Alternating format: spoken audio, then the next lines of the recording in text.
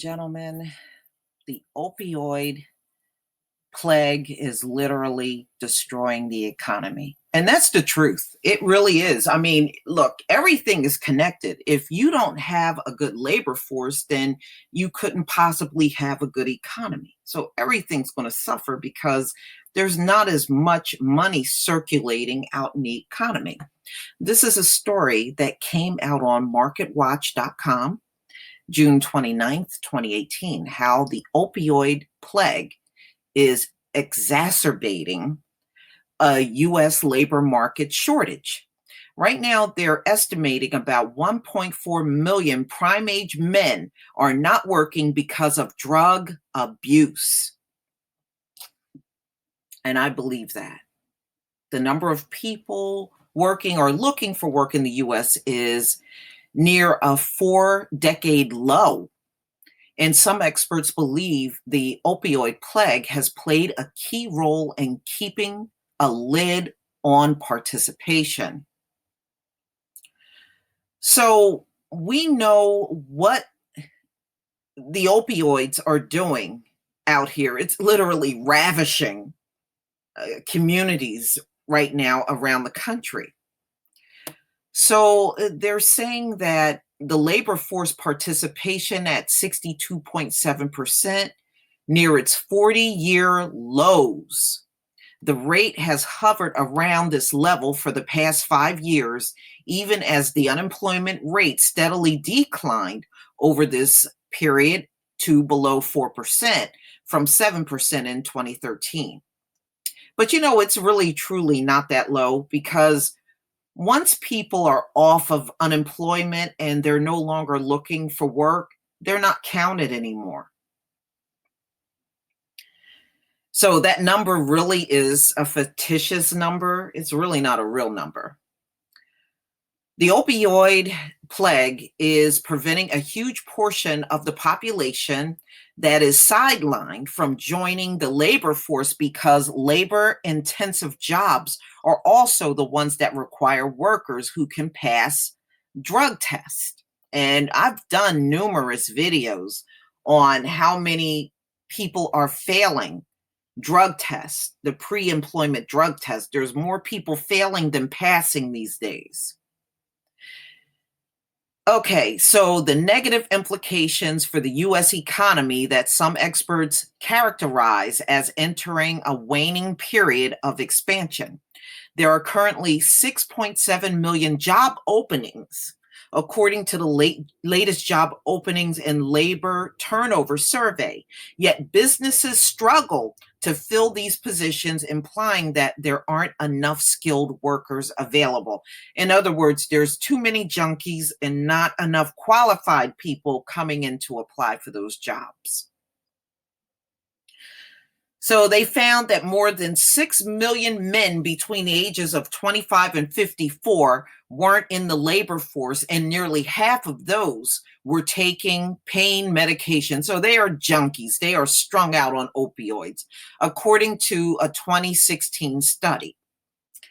And they estimate that 1.4 million could be working but aren't because of opioid abuse, or they have criminal convictions related to abuse. A lot of them have been arrested and they have been on drug arrest. And that's another reason why many of them cannot get work. Let's face it, a lot of companies do not trust even former drug addicts because they're too afraid you are going to fall off the bandwagon and be back on drugs and not show up for work. And that is really one of the number one driven problems going on in America right now, is there are so many junkies not showing up for work. And so productivity has been suffering in this country for quite some time. All right, so they're saying that according to the 2016 report from the Department of Health and Human Services and the Substance Abuse and Mental Health Services Administration, more than 11 million people in the U.S. were addicted to opioids. That's a lot of damn people, which include prescription drugs. I recently did a hangout and I had a physical done. And while I was there, I had spoke to my doctor about the opioid plague that's going on in the country. And I was asking him, I said, "Do you believe the numbers that the media is putting out?" He said, "No, those numbers are not even close to being true." He told me there are approximately probably 500 to about 520 people dying per day in the US from opioids, and that the numbers that they are putting out in the public are way below what they really truly are. And you know what? I believe him. I believe him because people are acting too paranoid these days about their declining numbers and low birth rates, and the way people are acting out, making all these bogus phone calls to police. It is almost like they're throwing the kitchen sink because they don't know what to do. The actions of people tell me that that is definitely true. I don't care about your words. I watch your actions, and your actions are screaming it. All right, so the Fifth Third Bank investment advisor doesn't think the labor shortages has reached an acute phase yet, but the signs that it is approaching are already evident, appearing in the housing and oil markets.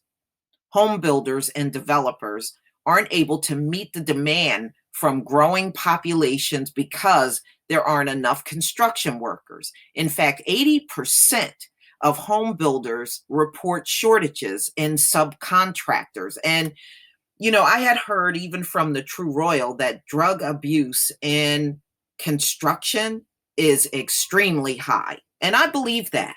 I believe that, y'all.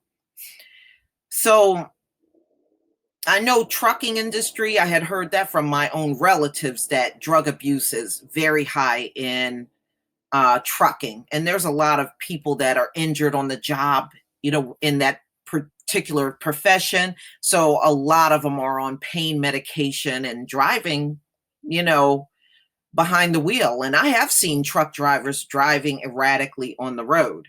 I have seen that myself. So, ladies and gentlemen, everything is suffering right now because of this opioid plague. So, and it's not getting better, it's only getting worse. But I will leave the link to this article in the description box. That way you can come out at your own leisure and read it for yourself. Please leave your comment and subscribe. Don't forget to hit on the notification bell, and I will see you on the next video. If you can support my channel, please do. I would deeply appreciate it. Peace, family.